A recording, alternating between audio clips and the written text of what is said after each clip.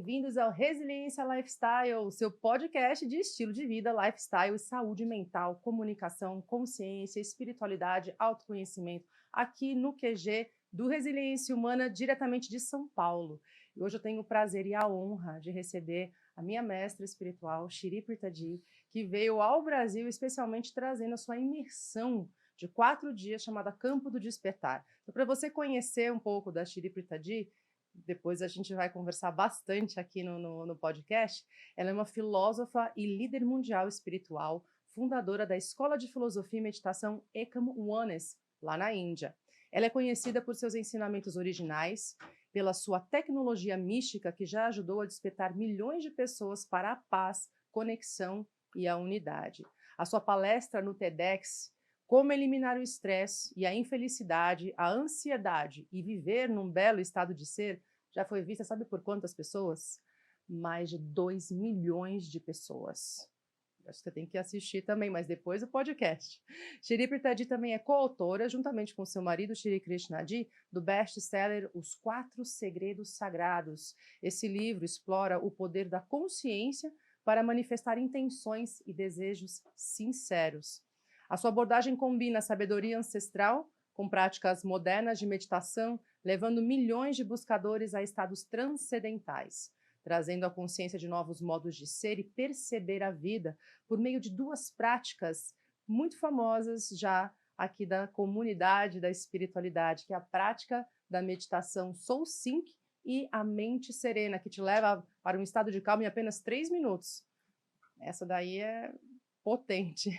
E desde 1983 que ela viaja o mundo com essa sua imersão de 4 dias chamada FOA, Field of Awakening, que é o campo do despertar. E já passou por vários países, desde Estados Unidos, Canadá, China, Japão, Malásia, Dinamarca, Alemanha, Coreia do Sul, México, e agora ela está aqui no Brasil, é por isso que ela está aqui no nosso QG, o que ela veio trazer o seu campo do despertar de 4 dias. Shri Prithadi, welcome. Namaste. So beautiful to be here. Namaste. Thank you so much for taking time to talk to us. And let me put here. Peraí. Aqui. Okay. So this podcast, it's about lifestyle. Okay? So just for us to begin, self-knowledge is a kind of a lifestyle nowadays? Absolutely, the most essential part of lifestyle. Lifestyle, if you're mentioning, is about the external life, to feel comfortable, to have an experience. How would you feel comfortable? How would you have an experience? How would you experience or celebrate an external environment if you're not really internally very joyful or in a beautiful state? It's like, internally, if you are not fine, internally there is stress, there is sadness, there is loneliness, there's a feeling of abandonment. Whatever beautiful things are there in the external life, how would you be able to experience it? Yeah, people are like running away from stress. Yes. But they are getting stressed doing this. Yes. How long can you run? How far can you run? It is like there is this very beautiful Taoist story of a person who's terrified of his own footsteps and terrified of his own shadow. So one fine day, as he is taking a walk, he hears the footsteps, he sees the shadow and begins to run. So the more he runs, the more the shadow follows, more louder is the footsteps, and it is not going to end. And he runs and runs and runs until he falls down flat, not able to run anymore. You can't run from stress. You can't run into pleasure. You can't run into addictions. You can't believe that you are free of stress that way. Freedom from stress has to happen from within, and you need to bring attention to your inner state. You need to nurture a beautiful state and consciousness. And then everything in the external life does make sense. Otherwise, it doesn't make sense. All the beauty, all the love, all the abundance, all the comfort, all the luxury just doesn't make sense if you are internally not in a beautiful state. Yeah, and when we go in this path of self-knowledge, we need to face the shadows. Yes. Yeah, And you face the shadows with, a lot more confidence under the guidance, of course. You need a little guide. You need a little somebody to direct you as to what you should be doing. And when that happens, you see you are getting comfortable with the shadow. It is not as frightening as you imagined it to be, and because of which you were running so fast. yeah, because people are afraid to see the Yes. shadow. They think that, okay, now I'm going to this course, I'm going to do this retreat, and everything is going to be beautiful. No, you need to clean your mess first. Yes, it is important. The mess is mostly habitual, right? Living in stress has become habit. Living in anxiety has become a habit. Living feeling unloved is a habit. Living feeling sad is it's an unconscious habit. Not that you're doing it consciously, but the more you are stepping into that side of stress, anxiety, fear, loneliness, sadness, the more you are habituated to being in it. Then you have the brain that is wired that way. You have the heart that is pulsing that way. It is like an unconscious wiring. It is an unconscious teaching that is constantly happening for you to remain there. Imagine that has to be unlearned. Imagine that has to get unbound for you to experience a different life. It's So a that is why, process of yeah, unlearning. it is a process of unlearning the habit of living in stress. And it is possible, of course, it is possible, but it needs work. It needs a practice. It needs the right wisdom. It needs you being able to observe it in awareness of a teaching, in an awareness of, in the light of an insight. You need to do all that. But it is kind of slowly, slowly you will change. You will change from being a person who's lived the largest part of one's life in stress to a person who's living in a beautiful state. And is it for everyone, or there's like a certain age? Then, okay, you reach this point of your life, you cannot change anymore, or no, everybody can change in spite of Everybody can change, definitely. But we have seen it is easier for children and young adults to change as opposed to older people. But we love the challenge. The more the more you have lived, I mean, the largest part, how many over years in suffering and stress and anxiety, trying to, understand life, trying to maneuver life, and trying to whatever you've been trying to do with life.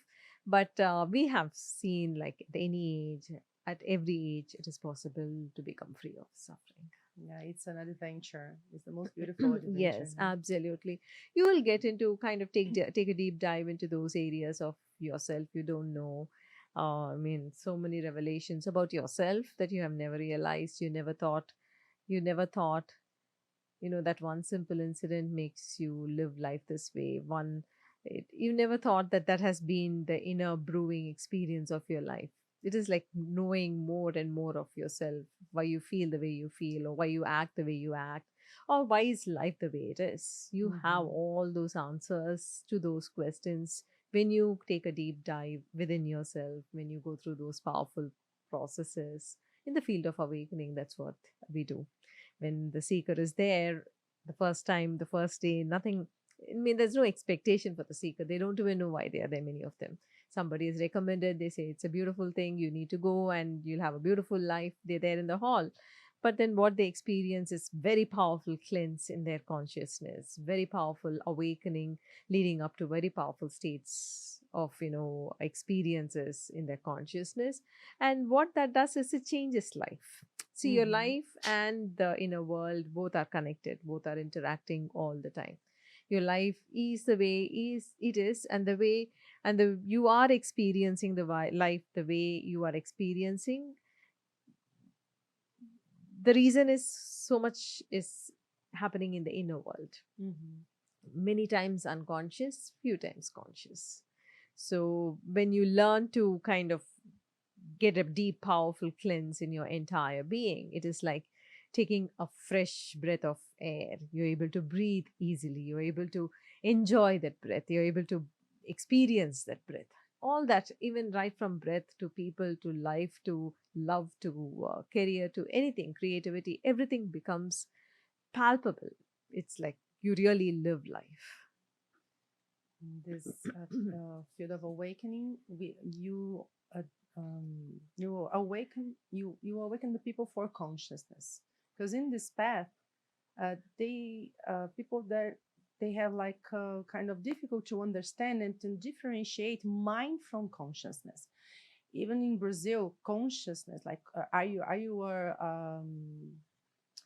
aware, when we translate awareness, Okay, we have conscious. like conscious, that you are like paying attention, Yes. and Okay. also consciousness. Yes. So when we were talking about consciousness, people get a little bit of like, oh, what is consciousness? How can you define consciousness? Consciousness, we can define it as beyond the mind.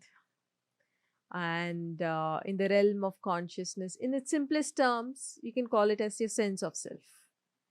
How do I experience myself? Is it limited or is it vast, including everything else? Consciousness has different meanings. In the highest meanings, it is all that exists. It is everything in the universe is consciousness.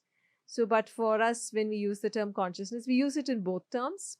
But when you say awakening in one's consciousness, you actually move into those powerful states where you're going beyond yourself, going beyond the mind, moving into state of causeless love, into stillness, into bliss, into incredible joy, or into experiencing oneness, or being a witness consciousness. All these are powerful awakened states of consciousness. It is not in the realm of the mind, it is beyond the clutter that you experience in the everyday.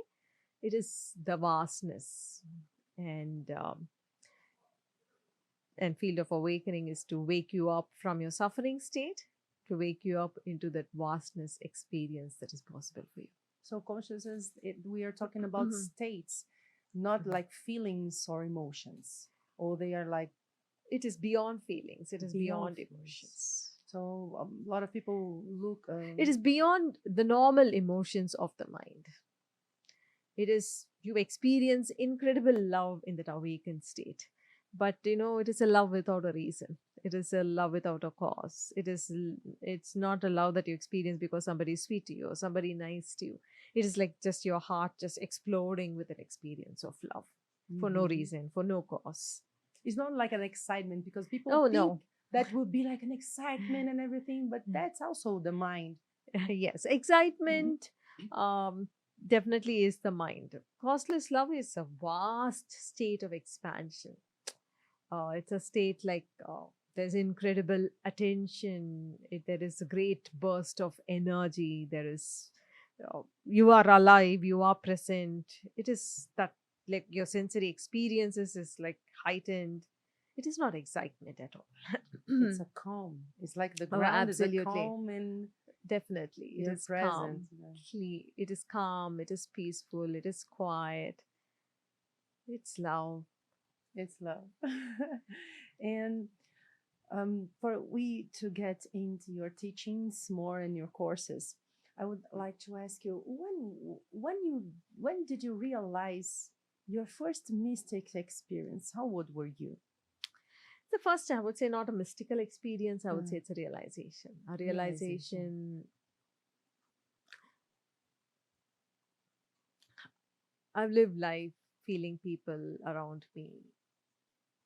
The separation between me and the other has been very thin. And a first realization was world was experiencing it differently, not the same way as I was experiencing it. But powerful experiences, learning, enlightenment, all those states happened when I was 17 years old. States of no self, states of no judgment, no commentaries, incredible connection. All that started when I was 17 years old. But were you meditating? Yes, I was in prayer, I was in meditation when these experiences begin to flow, and it just happened more and more and more. And what did you feel? Did you know that was like a powerful thing, or said, okay, what is this? Well, absolutely, it was very special. It was very palpable, very, very special experiences, and it is from those experiences this true interest to actually impact people, life, where they are stuck, how life is so beautiful, how it is possible for them also to experience that, not necessary to live in suffering, not necessary to waste time and stress.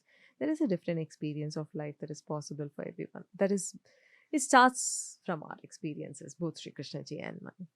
at that time you already knew Shri Krishna Ji. Yes, Shri Krishna and I have been known since childhood. So we've always known each other.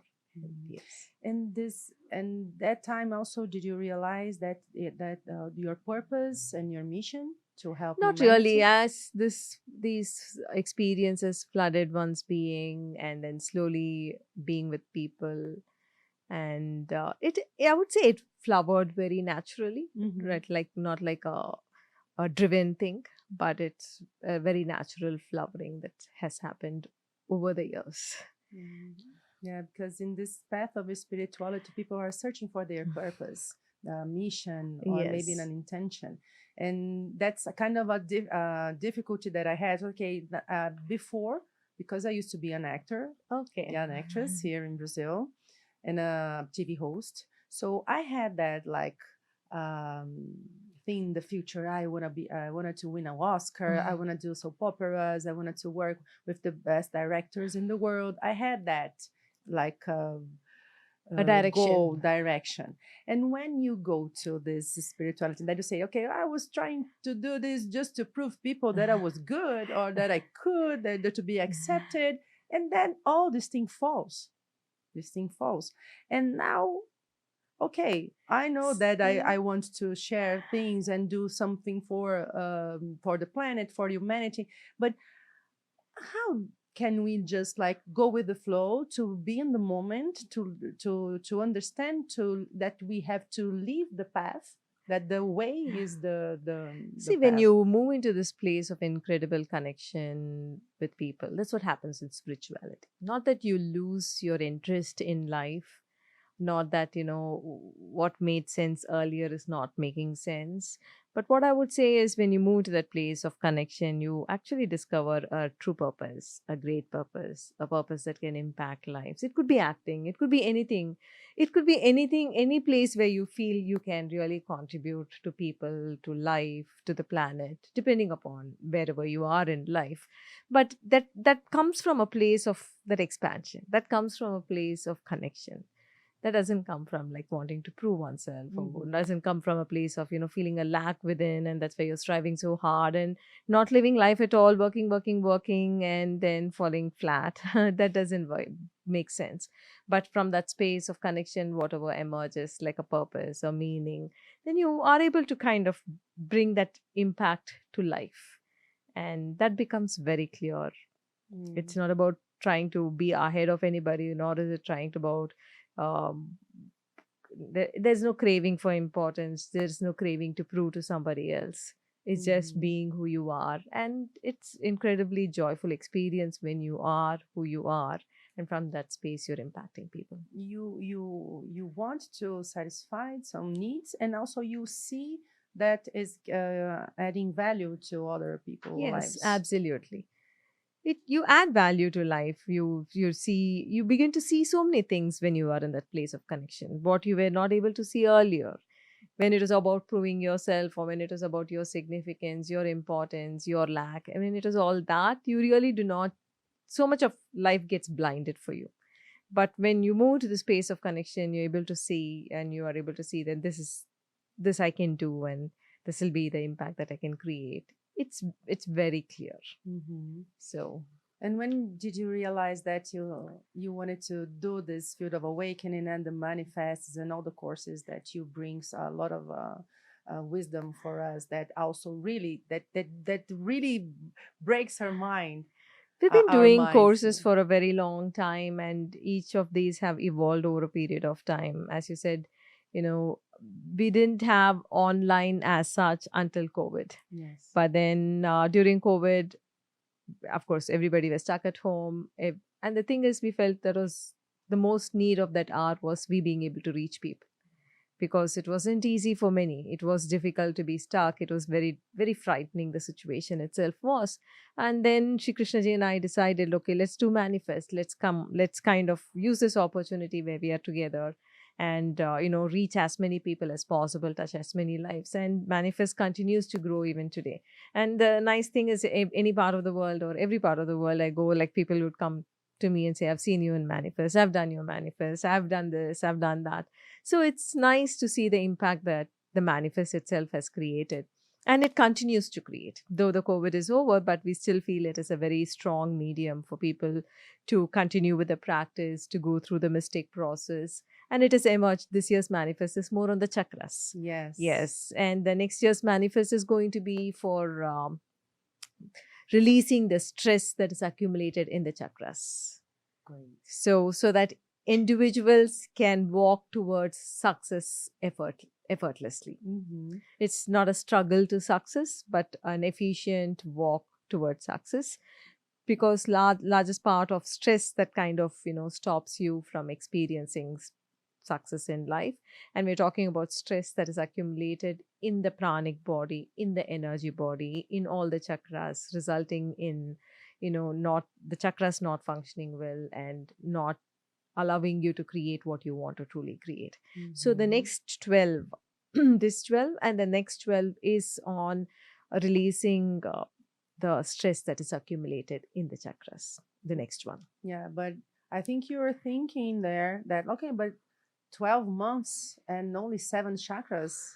There's not only 7 chakras. How many chakras do we have? There are more than 100 chakras. Oh, more than 100 chakras. Oh my God. But we're working only on 12 of them. The 12 chakras, and each of this chakra will open up to a beautiful potential as the stress that has got accumulated in that region in the body gets released. That stress that has got accumulated in that pranic body is getting released. Then you awake into a different potential. Yeah, because people think that the stress is only like a state of mind, and then it's like an agitation and anxiety. But no, we it's absorbing.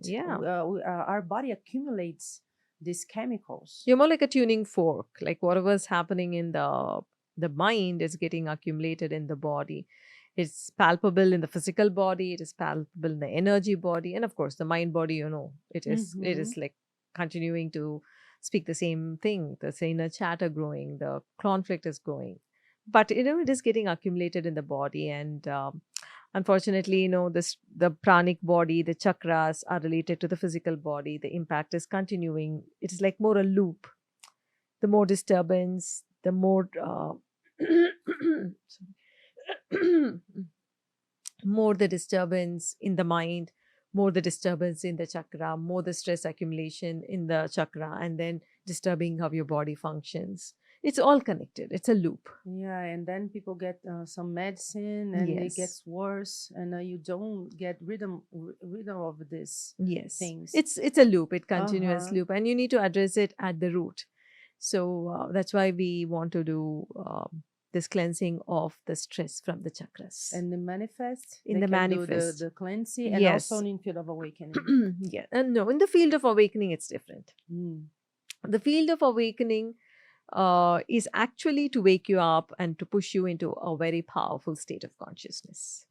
And this field of awakening is leading you up into pure consciousness, an experience of stillness.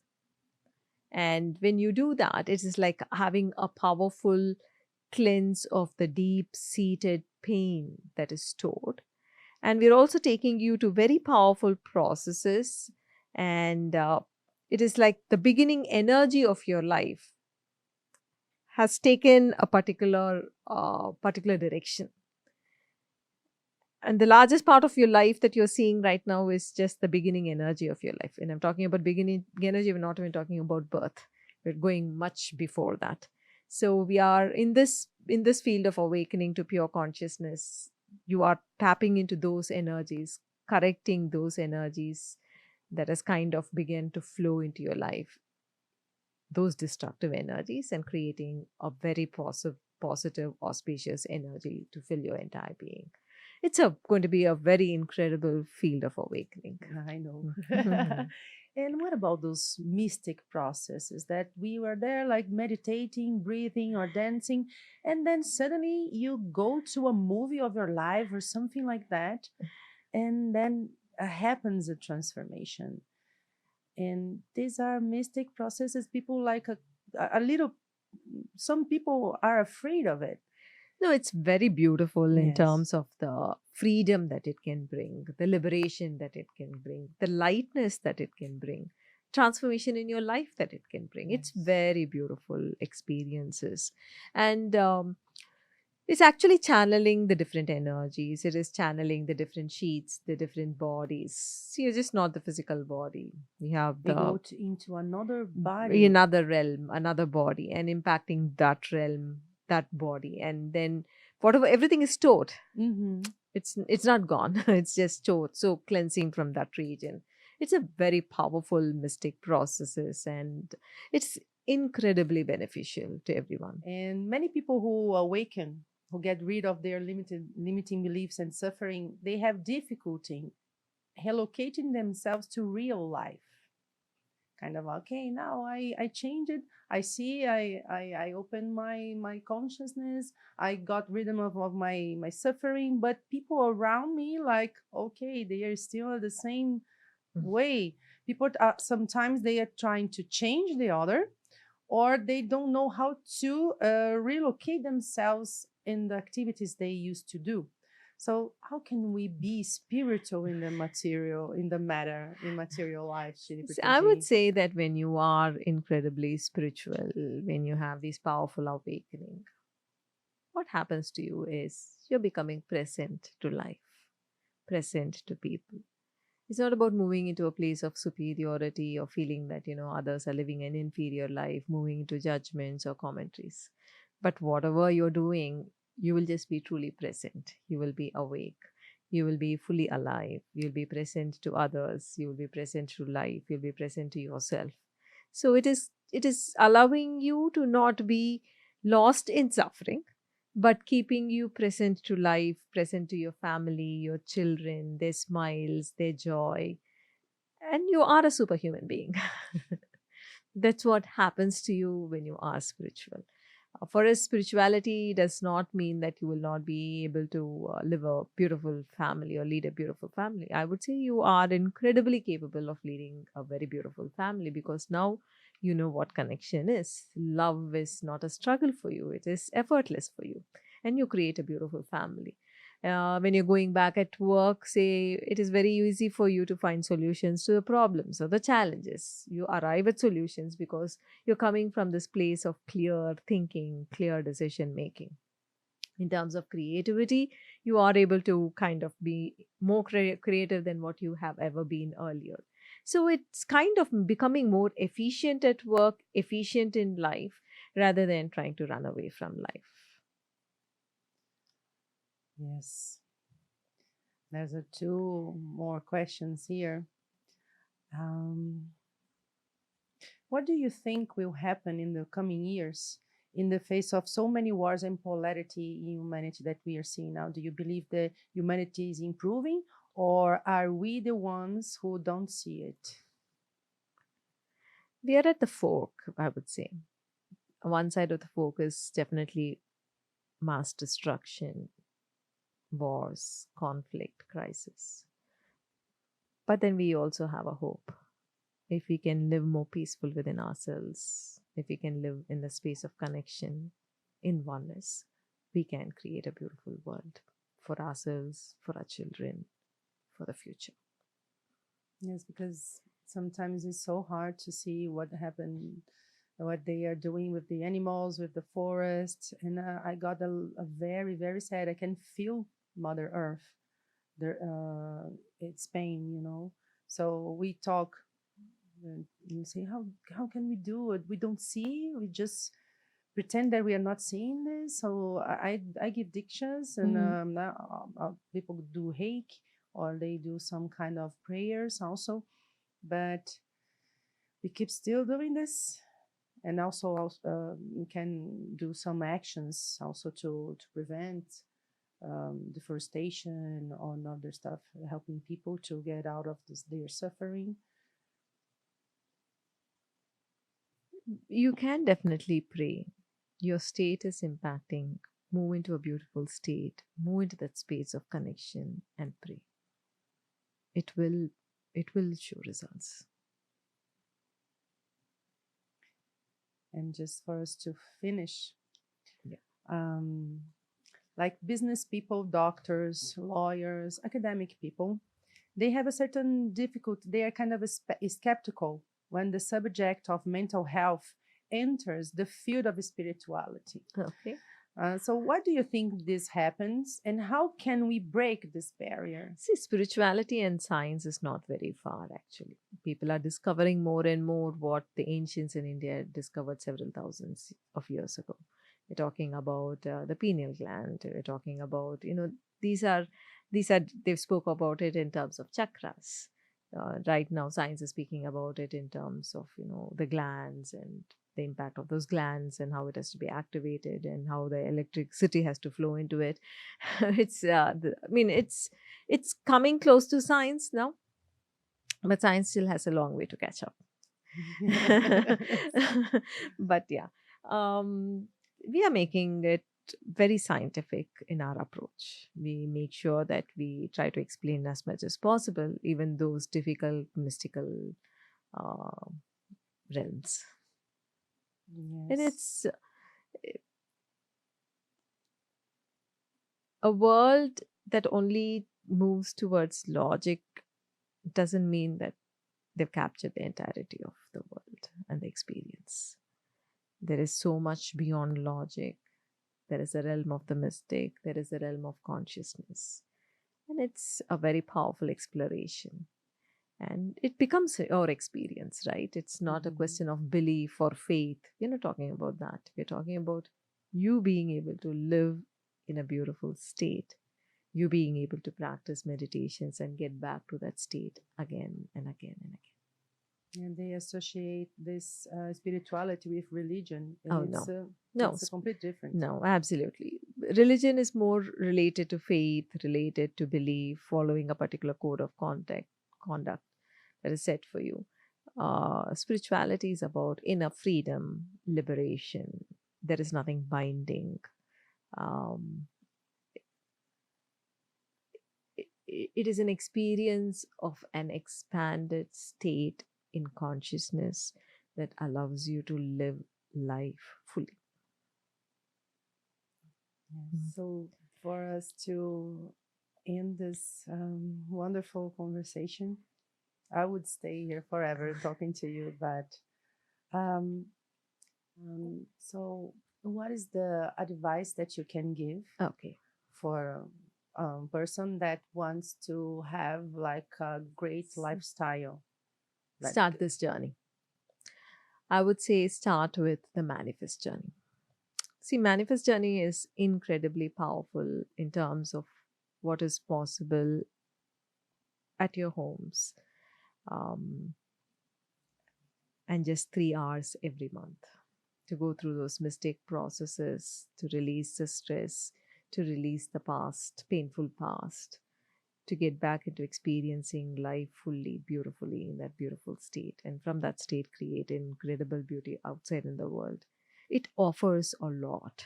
So it focuses on 12 different chakras. It focuses on releasing stress. It focuses on you becoming a very beautiful, in a beautiful state. You live and you create a very beautiful life.